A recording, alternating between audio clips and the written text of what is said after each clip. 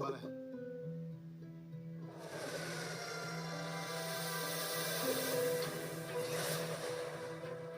मला माहिती होतं तुमची बेल आजच होणार. तुम्ही ठीक आहात ना?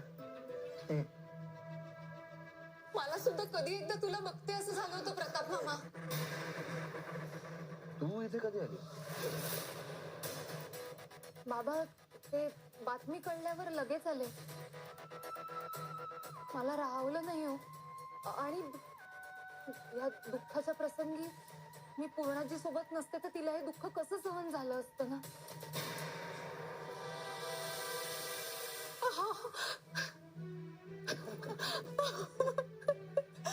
तुम्ही दिसेपर्यंत माझ्या जीवन जीव नव्हता.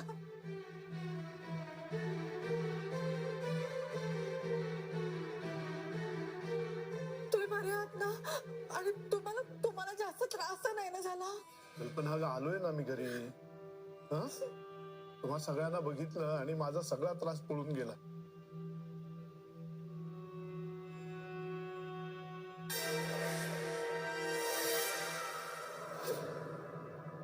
अर्जुन म्हणाला होता बेल मिळणं कठीण आहे. मग कसं काय जमलं हे? अगं रविराज होता ना आमच्या सोबत, त्याने सगळं जमून आणलं. नाही, मी फक्त लिगल फॉर्मॅलिटीज केल्या. बेलची सगळी व्यवस्था महिपत शिखरेने केली होती.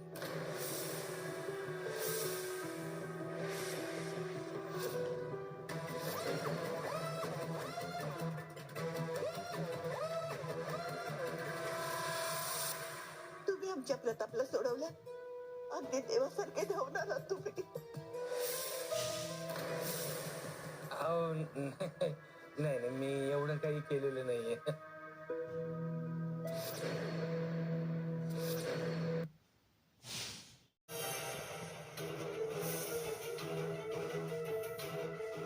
सायली, तुला काही माहिती आहे का ग? नाही आई, ते बेलच्या कामासाठी गेले आणि त्यानंतर आमचं काही बोलणं नाही झालं.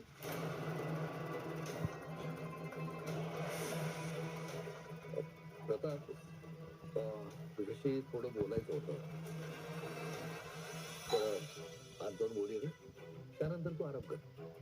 चल माझ्याच रूम मध्ये बसू. चालू मायपत्र तुम्ही या इकडे. या इकडे.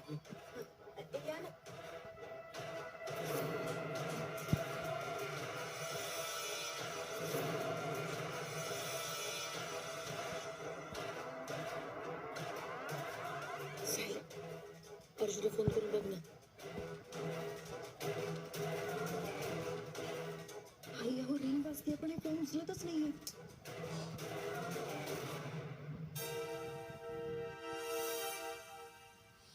प्रताप, तुझा बेल तर झालाय, पण आपल्याला या प्रकरणाच्या मुळाशी जायला हवा. हो रे, हे सगळं कुणी केलंय ना?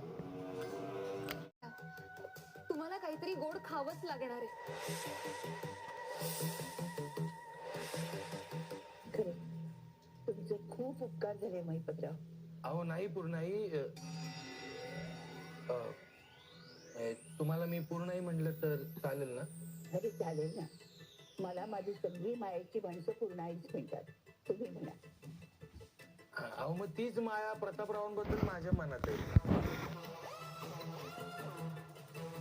तरी तुम्ही अशी उपकाराची भाषा बोलून उगाच मला लाजवताय.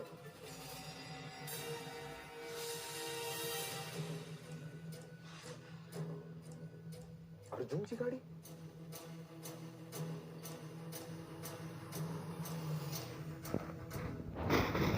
नाही पण शिखरे, तुमच्यामुळे प्रतापची बेल झाली बर का. पूर्णाई, दादानं आणि शिखरेंनी एवढी धडपड केली नसती ना तर प्रताप अजूनही लॉकअप मध्येच असता. शिखरे, यू आर ग्रेट. तुम्ही खरंच देव माणूस आहात.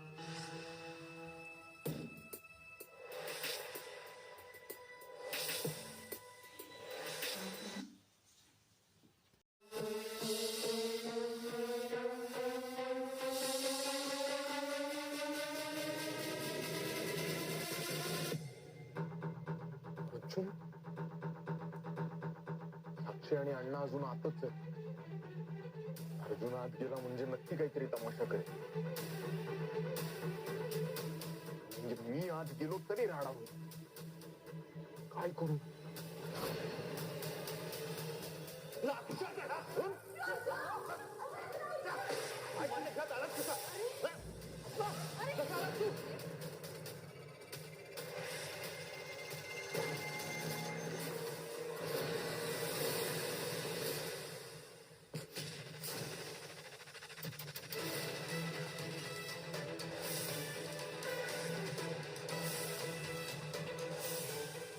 माझ्या घरात पाऊल ठेवण्याची तुझी हिंमत कशी झाली?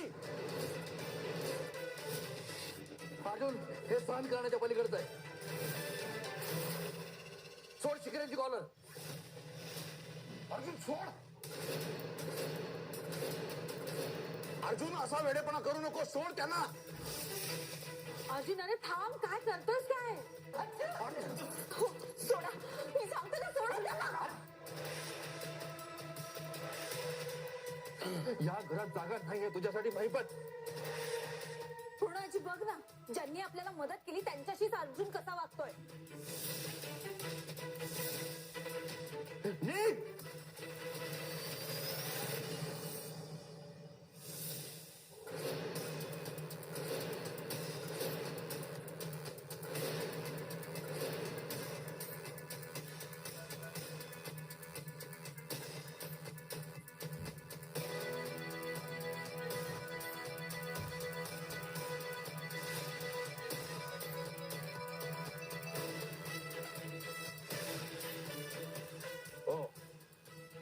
वंडरफुल. पण महिपत शिकण्यासारख्या किड्याला आता चैतन्याचा काही उपयोग होणार नाहीये. तर लेख अर्जुन.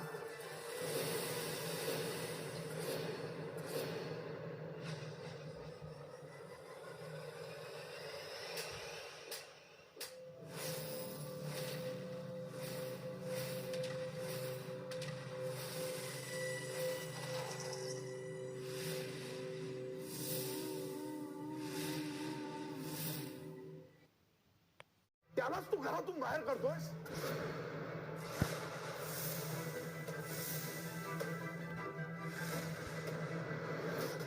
अरे तिकडे पोलीस कोठडीत मी हतबल झालो होतो तेव्हा या महिपत साहेबांनी येऊन सोडवलंय मला तिथून. तुम्ही कुठे होता? तुम्ही गायब होता. हा? आणि ज्यांनी आपल्यावर उपकार केलेत त्यांना घरातून बाहेर काढतोस तू. लाज वाटते मला तुझी. मी तर एक अक्षर बोलू नकोस. हे सगळे जेव्हा पोलीस कोठडीत आले ना तेव्हा मला वाटलं होतं की तू या सगळ्यांना सोबत घेतलंयस. यांच्या बरोबर असलेले हेवे दावे सगळे विसरलायस.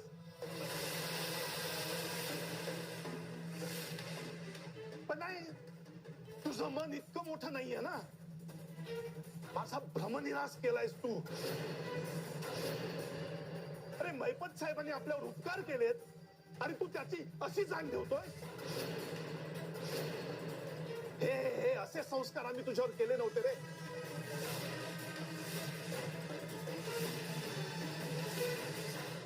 माझ्याकडनं अशी काय चूक झाली वकील साहेब? चूक तुमच्याकडनं नाही, अर्जुनकडनं होती.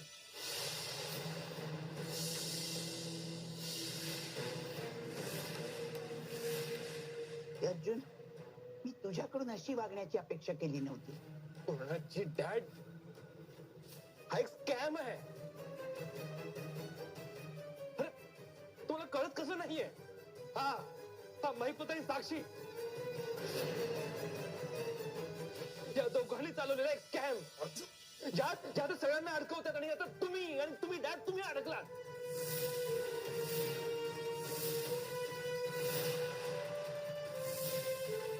तुम्हाला ड्रग्स स्कॅन्डल मध्ये या महिपतने फसवलं डॅड. आणि तुमची जमीन पण यानंच केली. हा प्लॅन आहे डॅड. तुला कळत कसं नाही? हा प्लॅन आहे अर्जुन.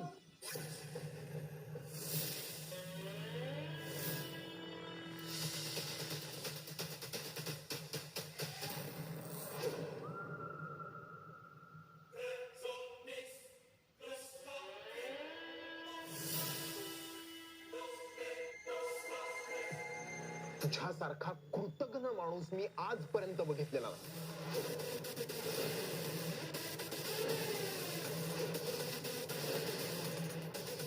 अरे तुझे डॅड आज स्वतःच्या घरात आहेत ना, ते फक्त आणि फक्त या माणसामुळे.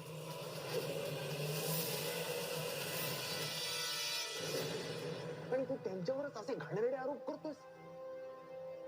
लाज वाटते मला अर्जुन, लाज वाटते की कधी काळी तू माझा मित्र होतास.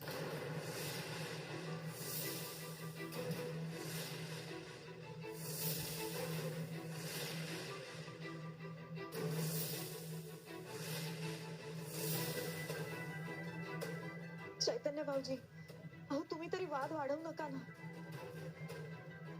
बाबा घरी आलेत हा आनंदाचा क्षण आहे. तुम्ही त्याला गालबोट लावू नका प्लीज. हो, पण चैतन्य आणि माझ्या बिचाऱ्या अण्णांनी केलंय तरी काय? काय इतका राग आहे तुमचा त्यांच्यावर?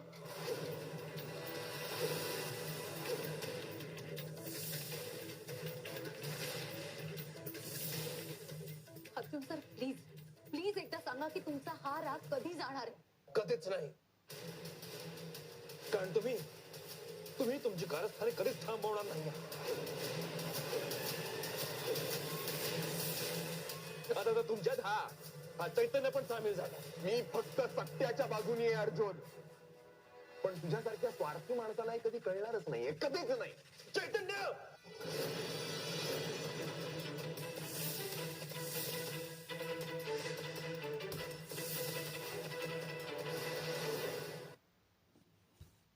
आणि चैतन्य आणि तुझ्यामध्ये कधी एकदा भांडणही झालेलं नाहीये. आणि आता हे काय चाललंय? काय बोलताय तुम्ही हे? अर्जुन, चैतन्य, काय चाललंय काय तुमचं हे? अरे बोला ना, उत्तर द्या.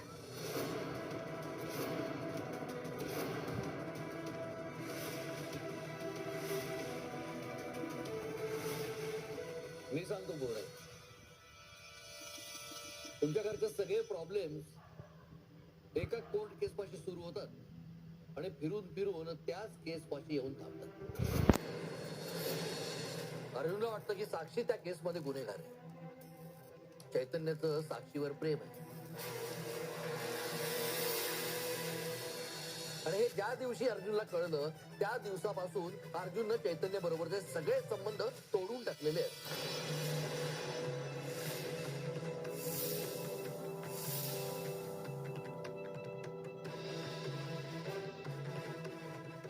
साक्षी तुमची क्लायंट आहे ना, म्हणून तुम्हाला ती निर्दोष वाटते, पण तिचा खरा चेहरा मला माहिती आहे. अरे पण चैतन्याचं प्रेमात पडण्याचंच वय आहे ना. असं एका मुलीवरून कोणी बालपणीची मैत्री तोडतं का? काहीतरी गोंधळ आहे. नाहीतर तुम्ही इतकं टोकाला जाऊन बोलणारच नाही.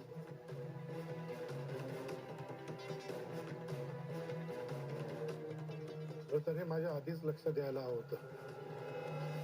कारण पोलीस स्टेशन मध्ये जेव्हा चैतन्य आला तेव्हा अर्जुन तिथे नव्हता.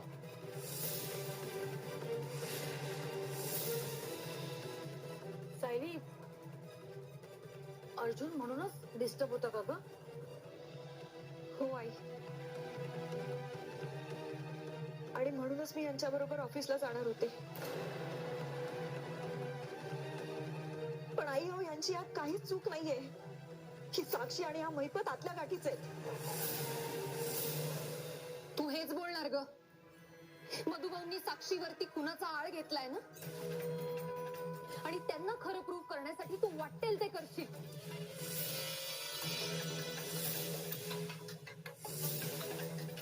म्हणजे रविराज म्हणतात ते बरोबर आहे. या सगळ्याच्या मुळाशी ही केस आहे.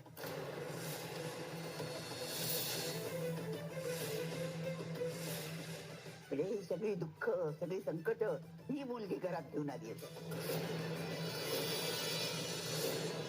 नाही पूर्णाई, अहो या वेळा तर कल्पना तू गप्प बस.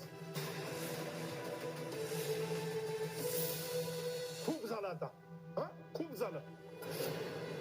आजपर्यंत घरात भांडण नको म्हणून मी काही बोलत नव्हतो, पण फक्त या मुलीमुळे आपली जवळची नाती सगळी दुरावत चालली आहेत.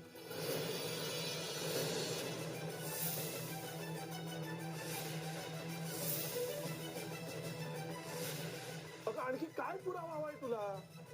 एक मिनिट.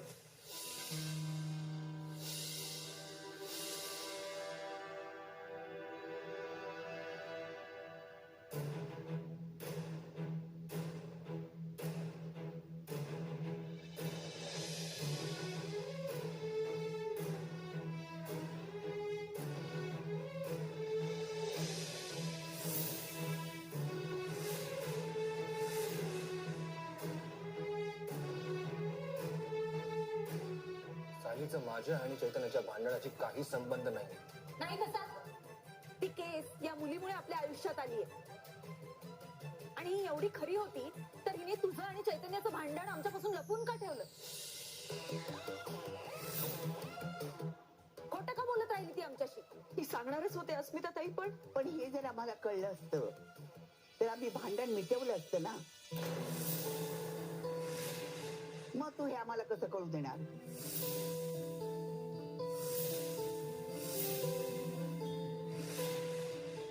अगं आपल्याला कदाचित काळजी नको वाटायला म्हणून तिने सांगितलं नसेल. तू गप्प बस रे. मोठ्यांमध्ये लहानांनी बोलायचं नसतं. पूर्ण आजी, हो खरंच मला वाटलं गोष्टी चिघळतील म्हणून मी नाही सांगितल्या. आत्ता चिघळलं त्याच्यापेक्षाही जास्त. तुम्ही सगळे जे काय घडलं त्याला खूप चुकीच्या अँगलने बघताय. जे घडलं ते अगदी उघडच आहे. अर्जुन आणि चैतन्याची मैत्री तुटली ती या मुलीमुळे.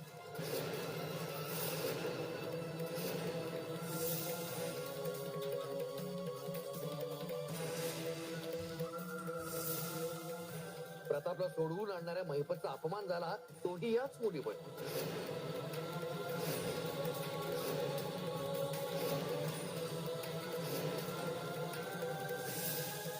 ती मुलगी सुभेदारांच्या घराला लागलेली कीड आहे.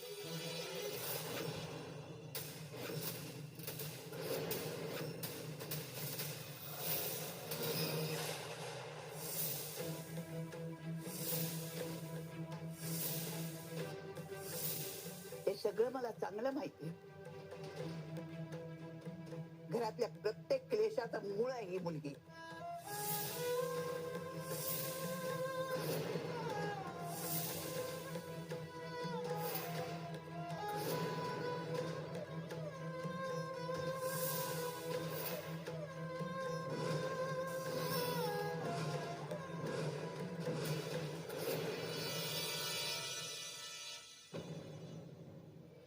अयोग्य मुलीच्या प्रेमात पडलायस अर्जुन. मला लाज वाटते, लाज. कोणी काहीही म्हणालं तर माझं तुमच्यावर पूर्ण विश्वास आहे तुमचे सांगेल. तुमच्या विश्वासाला तडा नाही जाणार. आज या महिपत साक्षीने आपलं घर तोडलं. आता त्यांची गाठ माझ्याशी.